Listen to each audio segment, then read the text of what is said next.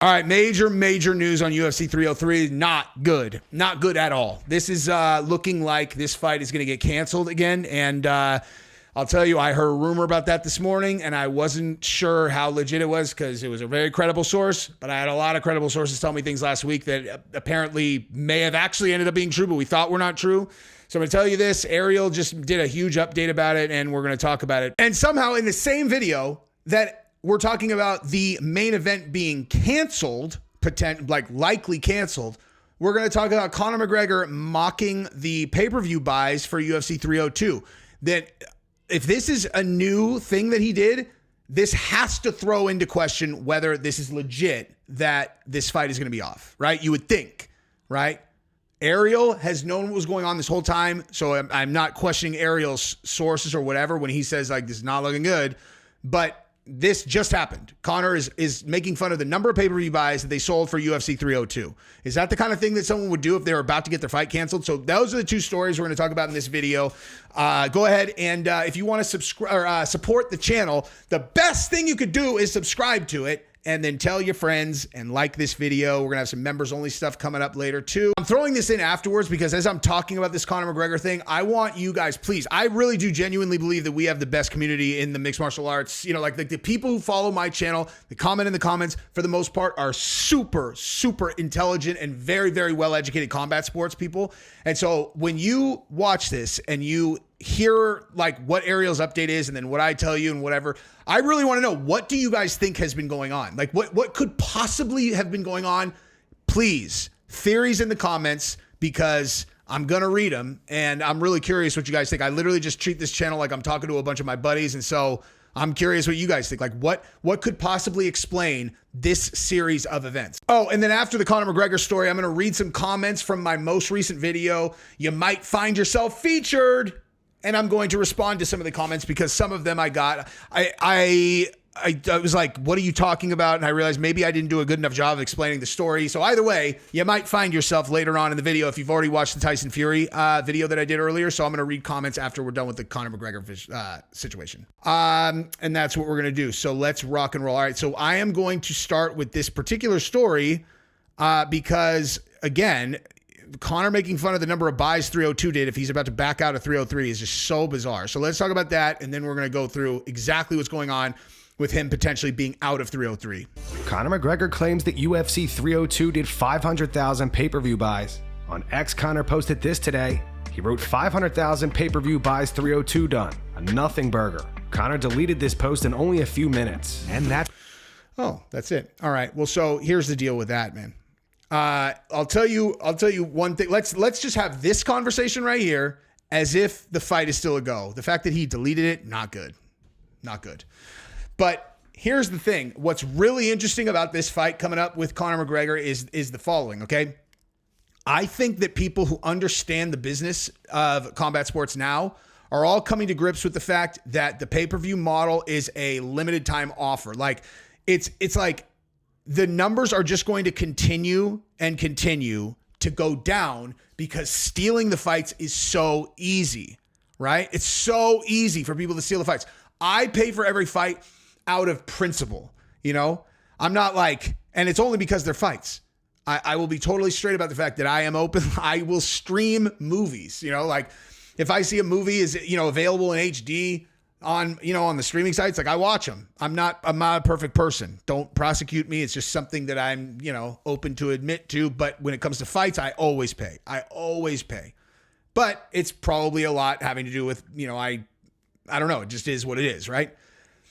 For most people, they stream them. I mean, and I've tried to have this conversation with people about what the percentages are most likely. Like, dude, I think it's probably 15-1. Like, seriously, I bet you there's 15 people stealing it for every one that buys it, if not worse. And so, and it's just continually gotten worse and worse and worse. And so Conor, assuming that he did fight at 303, I think it'll be very interesting to see what his numbers are, you know, because that's going to tell us what's up, because everyone's going to watch that fight, assuming that he did fight. Everyone will watch that fight, assuming that he does fight. So if he does 650,000 buys, then you know pay-per-view's dying, man. It's just dying. And I actually heard the UFC brass talk about how they're going to get away from the pay-per-view model altogether at some point soon. So I'm just very curious to see what the numbers are. And that is, again, assuming that the fight goes forward, which is looking very bad as of this moment. This reminds me too, look for a video later this week, because there was a story that came out about something that indicated that Dana White might be stepping down as the UFC, head guy. So just look for that, actually, because I'm going to do a video about that. I think that's kind of connected to this, but I'm going to save it for another video. All right, so let's move over and let's actually talk about this situation on Conor McGregor might actually be out of this fight, which is an absolute freaking nightmare. All right, so here we go. So the latest on UFC 303. Around this time last week, all the anxiety surrounding the UFC 303 main event seemed to start to dissipate. By Wednesday, no more feelers about replacements were being sent out. All systems seemed to be a go again. Later in the week, Chandler did an interview with The Pivot about it being all good. And on Saturday, UFC was promoting it again on the ABC Fight Night telecast. I saw that and I'm like, all right, we're good to go, right? There was a scare about the fight being off, and the scare appeared to be no more. But since this morning, multiple sources are saying feelers are now out again for June 29th for a replacement and or new fight. In short, there seems to be pessimism all over again regarding the status of 303 main event. Actually, even more pessimism, it seems, than on Monday last week after the presser was canceled at the last minute. I'm just going to tell you straight up exactly what I heard last week in case it is and it ends up being accurate. So is this insurance, due diligence, emergency replacement mode? Remains to be seen. It's all developing again, but it doesn't appear as though we are out of the woods either way just yet. More to come, and hopefully a definitive answer one way or the other in short order. Not good, dude. So here is the first thing that I heard. The first credible thing that I heard last week was I heard that he had a head injury. Okay. I heard he had a head injury and he was going to be out until November. And that's the one that came from such a credible source that I just assumed it had to have been accurate. And I talked to Chandler about it. I couldn't tell if Chandler knew or not. I couldn't tell if Chandler was being cagey because he knew what was going on and I was saying something that was wrong, or he didn't know or whatever. Like, it was just, obviously if he did know, he's not going to tell me because I'm not supposed to know. This is all kind of stuff that's being told in confidence. But then I heard it was his leg. And then today, about, 4 hours ago or so, this news just came out about 30 minutes ago. And about 4 hours ago, I got a text from a very credible source that said, hey man, listen, don't say anything yet, but I'm getting word the fight's it's going to get canceled. The fight's going to be off. And I'm like, really? He's like, it's off. A bad announcement is coming, and this is a really solid source. I'm like, fuck, man. That sucks, I hope it's not accurate. I really hope it's not accurate. But, you know what I mean? Who knows? And then, boom, a few hours later, this comes out. So we will see what happens. I hope that it's not accurate. I hope that, I hope that this ends up playing out. But have you guys ever seen this much shit before a fight and then it ends up happening? I mean, this is just weird. I really want to know what on earth is going on. How could they, what could possibly have been going on? And so when you're structuring your responses, like I said earlier, when it's okay, so think of a theory that could explain this. This is what we're looking at.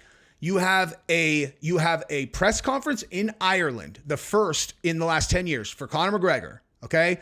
You got the fight very, very soon.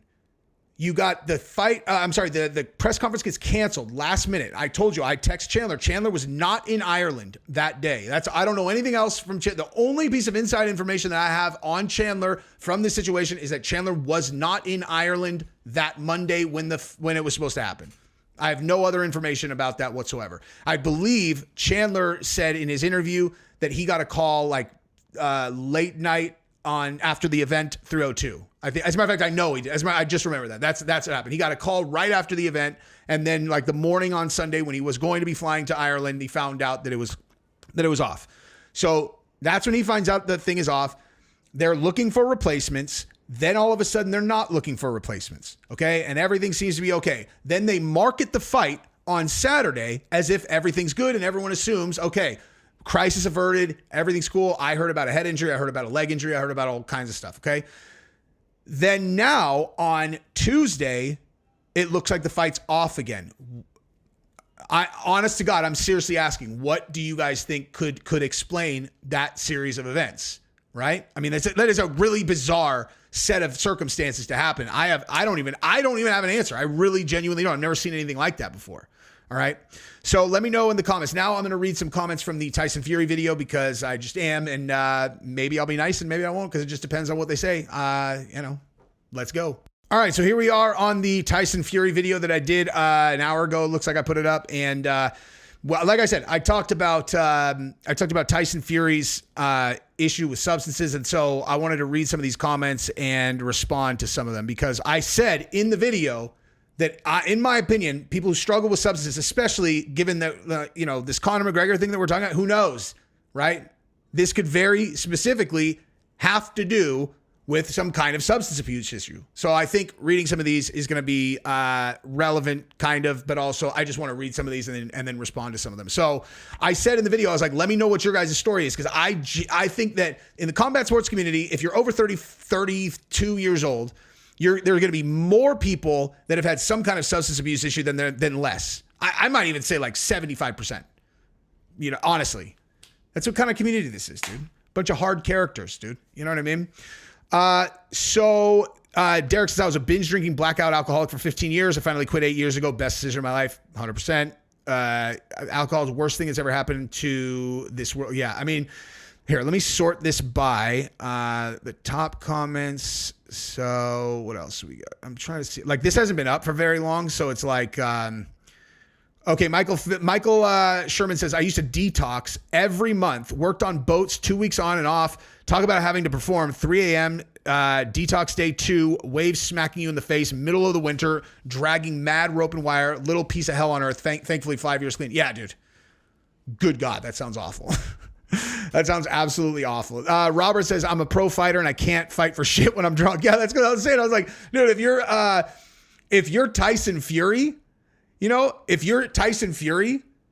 like, you should be able to beat everyone up. And if you're that blacked out and you're falling over, you can't. He's going to lose fight. He would lose a fight. Anything better than 10 perks with a cup of coffee at 5 a.m. Wow. 10 perks? That's a lot, dude. That's a lot. I'm glad that you're off. That had to be a tough kick, dude. 10 perks at 5 a.m. I used to love that shit. Checked into a state-run shithole, did the chicken for, oh, God. Once I had 24 hours, I knew I'd never go back. That was 2009. Never looked back. Listen, dude. And directed my addicted personality to running. That's awesome. Ran my first half marathon while 3 weeks after detoxing. Ran. So you probably had that that Superman jump like I do. But Jesus, state run shithole and 10 perks at 5 a.m. So that I can't speculate what number you were doing a day, but man, like for people who don't know what this is like for people who don't know what it's like to kick cold turkey off of what it's like to kick cold turkey off of opioids. If you've never heard me talk about it, I mean, I've talked about it before, but I'll talk about it again in specifics. All right. So it is the worst. There's nothing worse on earth. If you describe what it's like to someone who doesn't know what it's like to be hooked on painkillers or opiates in general, it's like being in prison. Okay. And like a prison of your own doing, because you want off so bad. Okay, so like what's terrible about prison? You're locked in a fucking room. You want out. Like you want out of this facility. You want to go back to doing your life. You want to do the things that you used to do that made you happy. Okay, that's exactly what it's like. Because, as much as when you first start, you're like, oh my God, I feel amazing. Well, it doesn't take that long before that becomes your new normal. Okay, you need to take these just to feel normal. You don't get high like that anymore. You just feel normal. And when you get there, then your normal starts to go like this. And so you're taking all these pills. You're completely addicted to these things. Your personality changes.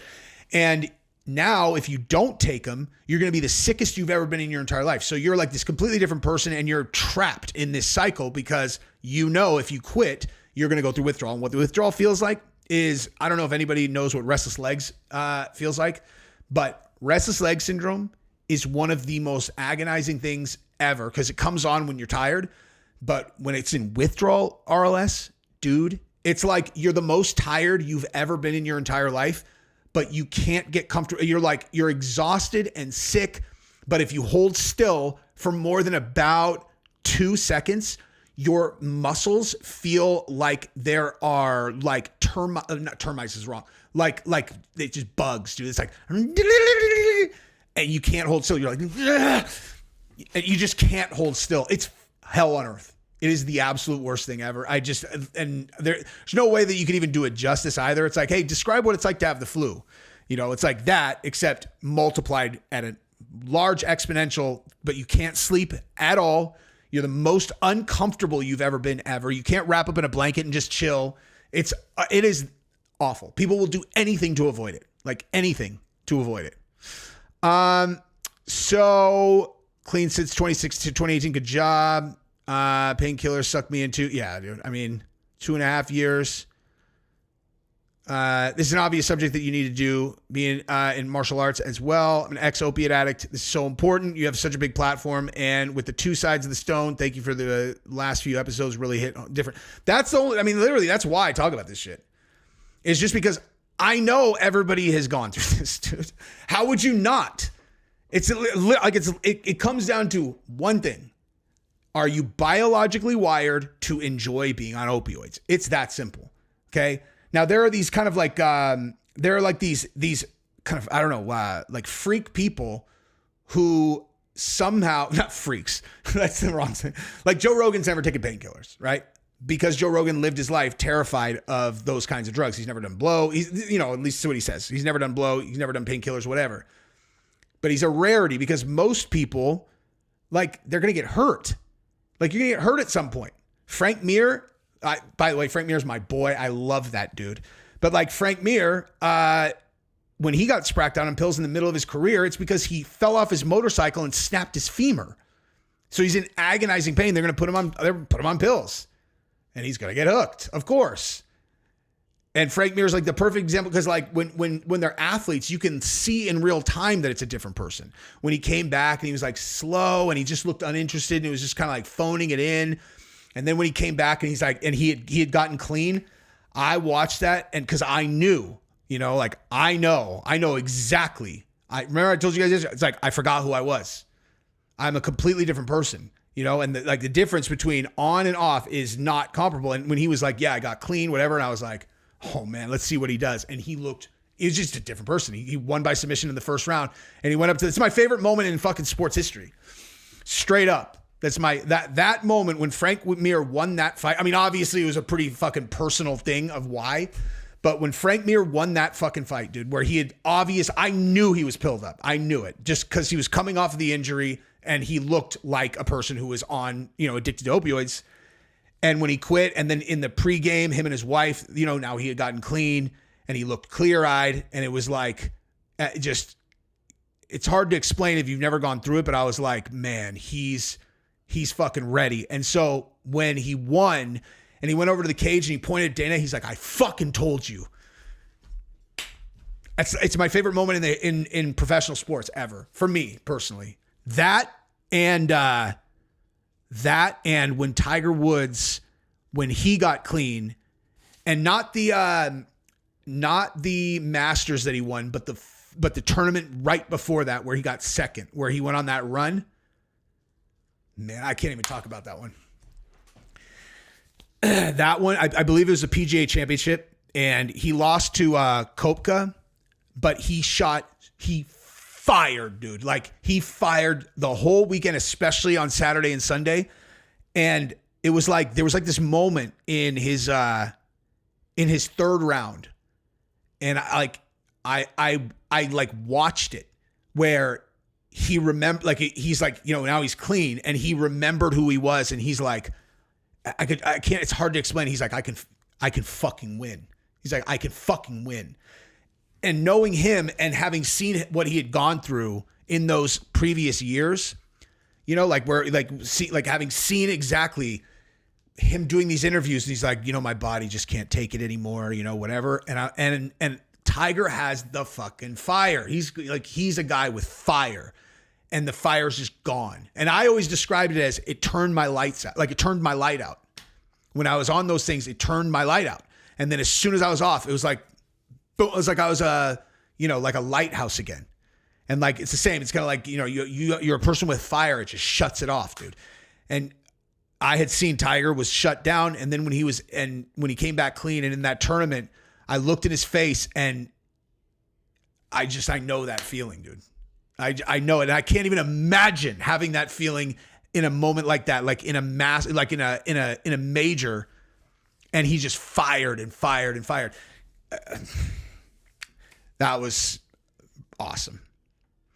Oh my gosh, man. There's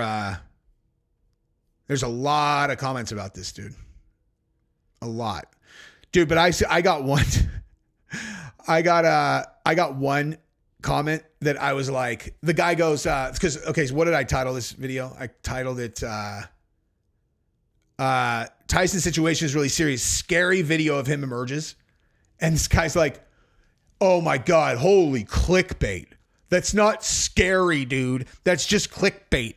He wasn't even falling hard at the pavement. I'm like, it's scary because he's an alcoholic that's been, you know, that was like ready to off himself last time openly. He's told us that he was, you know, didn't care if he lived or died, and he's been clean for years, and now he got that drunk. That's why it's scary, you stupid fuck. Okay? That's why it's fucking scary. That one pissed me off. Anyway, that's probably enough. I think I've been talking about this for 12 minutes. So, love you guys. Appreciate your comments. I'm really curious about what you think about the Conor thing too.